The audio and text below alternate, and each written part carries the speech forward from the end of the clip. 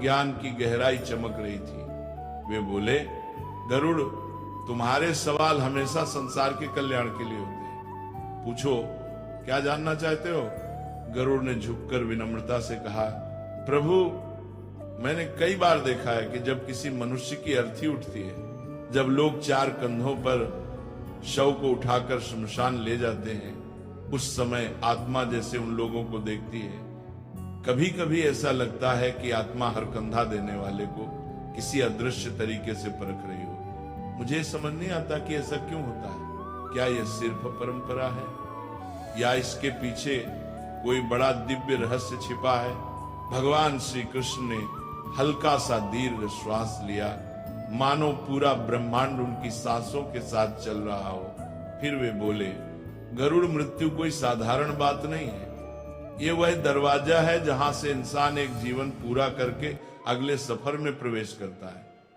जब अर्थी उठती है तो सिर्फ एक शरीर नहीं उठाया जाता, उस इंसान का पूरा जीवन उठाया जाता है। उसके अच्छे कर्म, बुरे कर्म, उसके अधूरे सपने, दुख दर्द, खुशियां, सब कुछ। फिर उन्होंने कहा, जब शरीर को घर से बाहर ले जाया जाता है तब आत्मा तुरंत नहीं जाती, वह कुछ समय तक वहीं रहती है, अपने पुराने शरीर को देखती है, अपने परिवार को देखती है, और सबसे महत्वपूर्ण, वह उन लोगों को देखती है जो उसे कंधा देते हैं। आत्मा समझती है कि कौन सच्चे मन से आया, कौन फर्ज निभाकर आया और कौन सिर्फ दिखावा करने आया।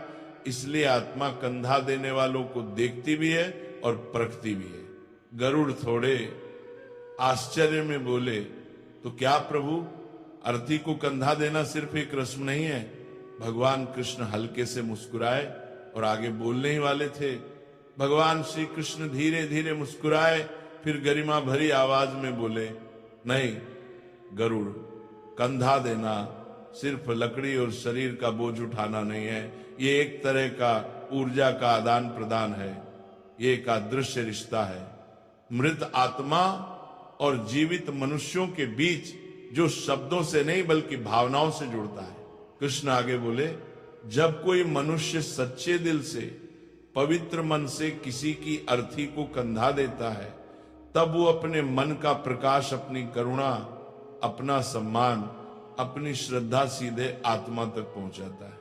ये प्रकाश ही आगे उस आत्मा के लिए रास्ता बन जाता है। जिस तरह अंधेरी रात में दीपक राह दिखाता है, उसी तरह कंधा देने वाले लोगों का सच्चा भाव आत्मा को आगे की दिशा दिखाता है। गरुड़ आश्चर्य से बोले, प्रभु, क्या सच में इतना प्रभाव होता है?